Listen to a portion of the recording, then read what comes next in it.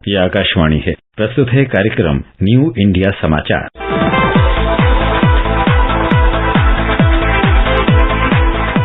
नमस्कार, आकाशवाणी के समाचार सेवा प्रभाग की प्रस्तुति न्यू इंडिया समाचार में आपका स्वागत है। श्रोताओं, इस बार हम आपके समक्ष लेकर आए हैं पत्रिका का 1 से 15 अप्रैल का अंक, जिसके लगभग सभी समाचारों पर कार्यक्रम की पिछली कड़ियों में आपसे विस्तृत चर्चा हुई। आज हम बात करते हैं इस अंक के अमृत महोत्सव की। एक स्वतंत्र और आधुनिक राष्ट्र के रूप में हमारा इतिहास भले ही 75 वर्ष पुराना हो, लेकिन हमारी सभ्यता 5000 वर्ष से भी अधिक पुरानी है। मानव ज्ञान में भी भारत का योगदान सराहनीय रहा है। 75 वर्षों की राष्ट्र की उपलब्धि को नई पीढ़ी के सामने रखने और वैश्विक स्तर पर ज्ञान सरिता को विस्तार देने की दिशा में एक बेहतर और केंद्रित प्रयास के तौर पर आजादी का अमृत महोत्सव मनाया जा रहा है। आजाद भारत आज जहां पहुंचा है, उसकी नींव में ऐसे स्वतंत्रता सेनानी हैं जिन्होंने भारत की आजादी में लेखन और जन संगठन के नेतृत्व कौशल से लोगों के मन में राष्ट्र के प्रति स्वाभिमान को जगाया है। ऐसे ही स्वतंत्रता सेनानियों में शामिल थे CY Chintamani, Sagarmal Gopa, CF Andrews और VV सुब्रमण्यम अय्यर। आजादी के अमृत महोत्सव श्रृंखला की इस कड़ी में जानते हैं कैसे इन्होंने ब्रिटिश साम्राज्य के खिलाफ न सिर्फ संघर्ष किया, बल्कि लोगों को संगठित कर चेतना की नई अलख जगाई। 75 साल में देश के प्रति योगदान को लेकर प्रधानमंत्री नरेंद्र मोदी कहते हैं, प्रेरणा पाने योग्य है। आज जब हम आजादी का अमृत महोत्सव मना रहे हैं, तो पिछले 75 साल में देश के लिए जीने मरने वाले, देश की सुरक्षा करने वाले, देश के संकल्पों को पूरा करने वाले, चाहे सेना के जवान हो, पुलिस के कर्मी हो, शासन में बैठे हुए ब्यूरोक्रेट्स हो, जनप्रतिनिधि हो, स्थानीय स्वराज की संस्थाओं के शासक प्रशासक रहे हो, राज्यों के शासक प्रशासक रहे हो, केंद्र के शासक प्रशासक रहे हो, 75 साल में इन सबके योगदान को भी आज स्मरण करने का अवसर है और देश के कोटि कोटि नागरिकों को भी, जिन्होंने 75 साल अनेक प्रकार की कठिनाइयों के बीच भी देश को आगे बढ़ाने के लिए अपने से जो हो सका वो करने का प्रयास किया है। मेरे प्यारे देशवासियों, 75 साल की हमारी ये यात्रा अनेक उतार चढ़ाव से भरी हुई है। सुख दुख की छाया मंडराती रही है और इसके बीच भी हमारे देशवासियों ने उपलब्धियां की है, पुरुषार्थ किया है, हार नहीं मानी है, संकल्पों को ओझल नहीं होने दिया है। CY चिंतामणि स्वतंत्र और निर्भीक सिद्धांतों के प्रति अडिग रहने वाले व्यक्ति। महान राष्ट्रवादी नेता और स्वतंत्रता सेनानी CY चिंतामणि का जन्म 10 अप्रैल 1880 को आंध्र प्रदेश के विजयनगरम में हुआ था। उनका पूरा नाम चिरावुरी यज्ञेश्वर चिंतामणि था। गरीब परिवार में जन्म लेने के बावजूद चिंतामणि ने न केवल भारत बल्कि दुनिया भर में नाम कमाया। वह कभी भी अपनी गरीबी पर लज्जित नहीं हुए। उन्हें किसी भी तरह के दिखावे से चिढ़ थी। एक बार बिहार में भीषण भूकंप आने पर कुछ लोग उनसे चंदा मांगने आए, तो उन्होंने उनकी उम्मीद के मुताबिक रकम नहीं दी। उनकी जैसी सामाजिक प्रतिष्ठा वाले व्यक्ति के लिए यह धनराशि पर्याप्त नहीं समझी गई। तब चिंतामणि ने उन लोगों से विनम्रता पूर्वक कहा कि वे इससे अधिक चंदा देने की हैसियत नहीं रखते हैं। इसके लिए उन्होंने लोगों को अपना पासबुक तक दिखाने में संकोच नहीं किया। यह उनकी सरलता का ही परिचायक था। चिंतामणि का जीवन काफी पारदर्शी था और वह जो कहते थे वही करते थे। कहा जाता है कि चिंतामणि की स्मरण शक्ति आश्चर्यजनक थी। वह किसी के मुंह से सुनी हुई बात को कभी नहीं भूलते थे। वह अच्छे वक्ता थे। उन्होंने अपने जीवन का अधिकांश समय प्रयागराज में बिताया। युवा अवस्था से ही चिंतामणि उदारवादी विचारों से प्रेरित थे। गोपाल कृष्ण गोखले को अपना राजनीतिक गुरु मानते थे। वह भारतीय राष्ट्रीय कांग्रेस के नरम पंथ के नेताओं से प्रभावित थे। चिंतामणि 1898 में पार्टी में शामिल हो गए। वह समाचार पत्र वाइजग स्पेक्टेटर के संपादक बनाए गए। उनके संपादक बनने के बाद इसका नाम बदलकर इंडियन हेराल्ड कर दिया गया। हालांकि चिंतामणि के पत्रकारिता करियर का चरमोत्कर्ष उनके द लीडर समाचार पत्र से जुड़ने के बाद आया। इलाहाबाद से प्रकाशित द लीडर यूनाइटेड प्रोविंस में अग्रणी अंग्रेजी राष्ट्रवादी समाचार पत्र था। द लीडर पंडित मदन मोहन मालवीय, मोतीलाल नेहरू, सच्चिदानंद सिन्हा और तेज बहादुर सप्रू जैसे अग्रणी राष्ट्रवादियों का संयुक्त उपक्रम था। गणेंद्र नाथ गुप्ता के साथ चिंतामणि इस अखबार के पहले संयुक्त संपादक बनाए गए, लेकिन जल्द ही वह द लीडर के पूर्ण संपादक बन गए। इस समाचार पत्र ने ब्रिटिश राज और उसकी नीतियों की भरपूर आलोचना की। चिंतामणि ने 1918 में कांग्रेस छोड़कर सुरेंद्र नाथ बनर्जी, दिनसा वाचा, चिमनलाल सितलवाड़ और तेज बहादुर सप्रू के साथ मिलकर लिबरल पार्टी गठित की और स्वतंत्रता प्राप्ति के लिए संवैधानिक तरीकों के उपयोग को प्राथमिकता दी। भारत सरकार अधिनियम 1919 के अंतर्गत चिंतामणि यूनाइटेड प्रोविंस के शिक्षा मंत्री बनाए गए।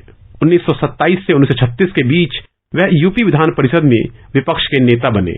1930 में लंदन में पहले गोलमेज सम्मेलन में उन्हें एक प्रतिनिधि के तौर पर आमंत्रित किया गया। स्वतंत्र और निर्भीक चिंतामणि सिद्धांतों के प्रति अडिग रहने वाले व्यक्ति थे।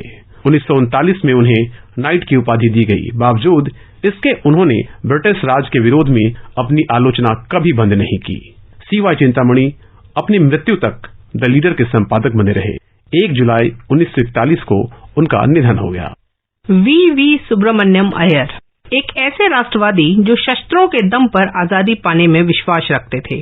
स्वतंत्रता सेनानी और क्रांतिकारी राष्ट्रभक्त V सुब्रमण्यम अय्यर का जन्म 2 अप्रैल 1881 को तत्कालीन मद्रास प्रदेश में तिरुचिरापल्ली जिले के वाराकानेरी गांव में हुआ था।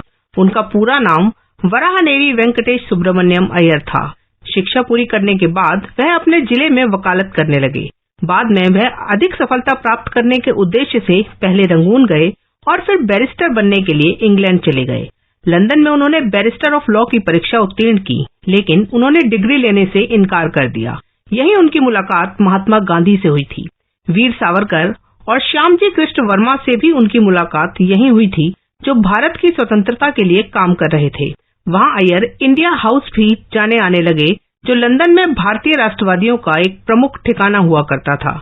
वीर सावरकर और V सुब्रमण्यम अय्यर के बीच जल्द ही दोस्ती हो गई। बाद में वे भारत आ गए और सुब्रमण्यम भारती और मंडयम श्रीनिवासाचारी जैसे अन्य स्वतंत्रता सेनानियों के साथ पांडिचेरी में बस गए। सुब्रमण्य क्रांतिकारी विचारों के व्यक्ति थे। उनका मानना था कि शस्त्रों के बल पर ही भारत को आजाद कराया जा सकता है। वह क्रांतिकारियों द्वारा अत्याचारी अंग्रेज शासकों की हत्या को स्वतंत्रता संग्राम का अंग मानते थे। कहा जाता है कि पांडिचेरी पहुंचने पर उन्होंने युवाओं को शस्त्र चलाना सिखाया और देश के अन्य क्रांतिकारियों के पास हथियार भी पहुंचाया। वह एक प्रसिद्ध तमिल विद्वान भी थे। उन्होंने इस भाषा के विकास में भी बहुत योगदान दिया। V सुब्रमण्य अय्यर ने सावरकर की भारत के विभिन्न हिस्सों, विशेष रूप से पंजाब, महाराष्ट्र, बंगाल, तमिलनाडु और आंध्र प्रदेश में विरोध प्रदर्शन करने में मदद की। उन्होंने वीर सावरकर द्वारा मराठी में लिखित पुस्तक 1857 का स्वतंत्र समर का अंग्रेजी अनुवाद में सहयोग किया और गुप्त रूप से भारत में इसका प्रचार प्रसार किया। इस पुस्तक का तमिल में भी अनुवाद किया गया। वह अपने जीवन काल में अधिकांश समय गिरफ्तारी से बचने का प्रयास करते रहे। हालांकि जब अंग्रेजों ने उन्हें जेल में डाल दिया, तब उन्होंने उस समय का उपयोग महत्वपूर्ण तमिल साहित्य का अंग्रेजी में अनुवाद करने में व्यतीत किया। 1917 में महात्मा गांधी के पांडिचेरी यात्रा के दौरान अय्यर उनसे मिले और अहिंसा के अनुयायी बन गए। वह बाल गंगाधर तिलक के भी अनुयायी थे। अय्यर कई भाषाओं के जानकार थे और तमिल पत्रिका देशभक्तन के संपादक थे। आज भी उन्हें आधुनिक तमिल लघु कथा के जनक के रूप में जाना जाता है। उनका 3 जून 1925 में निधन हो गया। सागरमल गोपा, जिनके बलिदान से स्वतंत्रता आंदोलन को मिली नई चेतना। भारत के स्वतंत्रता सेनानी और देशभक्त सागरमल गोपा का जन्म 3 नवंबर 1900 को राजस्थान के जैसलमेर रियासत में हुआ था। सागरमल प्रतिबंधित प्रजा मंडल के नेता थे और उन्होंने जैसलमेर तथा आसपास के क्षेत्रों में लोगों को स्वतंत्रता संग्राम में भाग लेने के लिए प्रेरित किया। 1921 में सागरमल महात्मा गांधी के असहयोग आंदोलन का भी हिस्सा बने और जैसलमेर के लोगों से आंदोलन में भाग लेने का आह्वान किया। सागरमल के पिता आख्या राज जैसलमेर के तत्कालीन शासक महारावल जवाहर सिंह के दरबार में काम करते थे।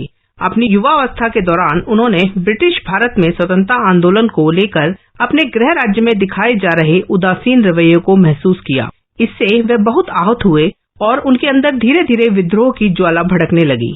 जवाहर सिंह ने रियासत में पत्रिकाओं के मुद्रण और पढ़ने पर प्रतिबंध लगा दिया।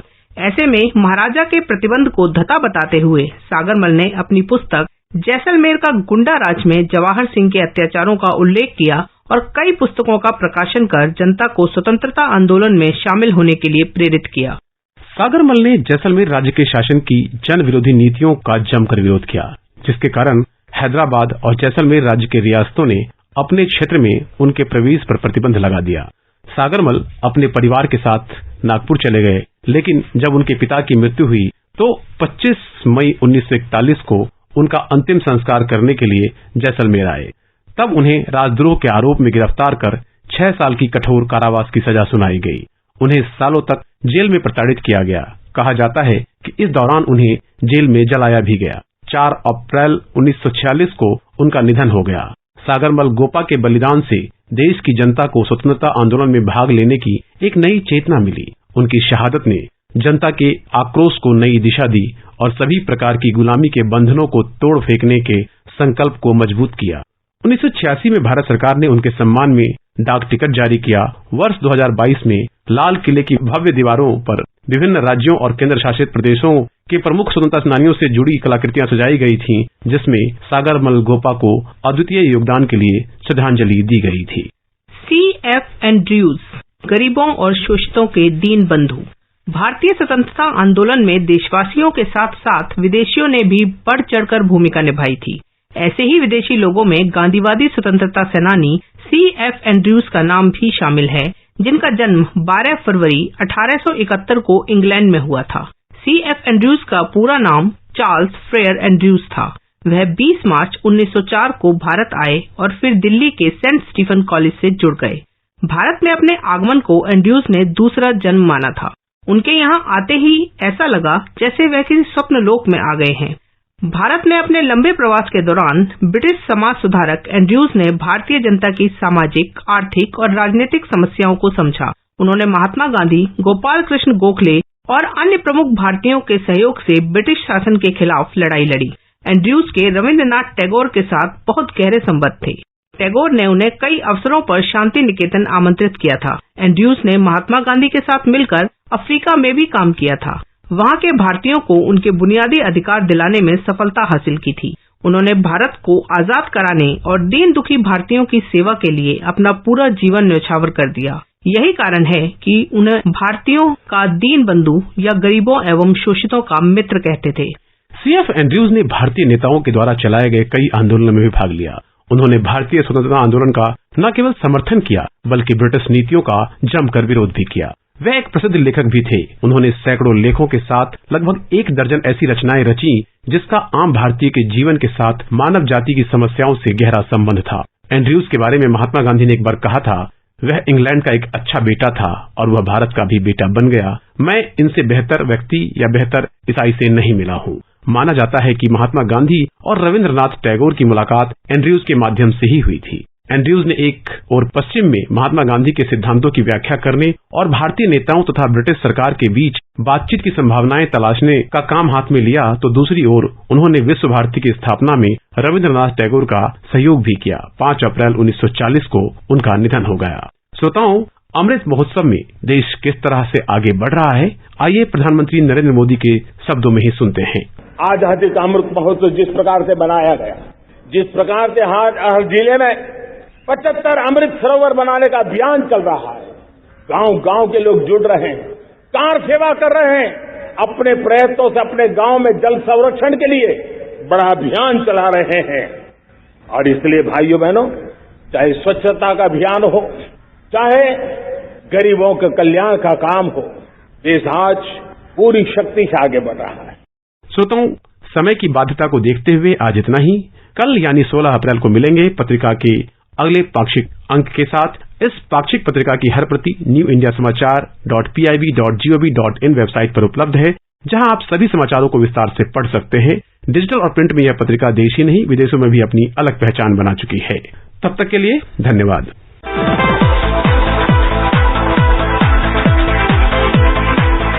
अभी आप सुन रहे थे कार्यक्रम न्यू इंडिया समाचार, जिसे प्रस्तुत कर रहे थे संपादक संतोष कुमार और पत्रकार नलिनी शर्मा। ये कार्यक्रम आकाशवाणी के समाचार सेवा प्रभाग द्वारा प्रस्तुत किया गया। इसे आप हमारे mobile app news on AIR और YouTube channel news on AIR official पर भी सुन सकते हैं।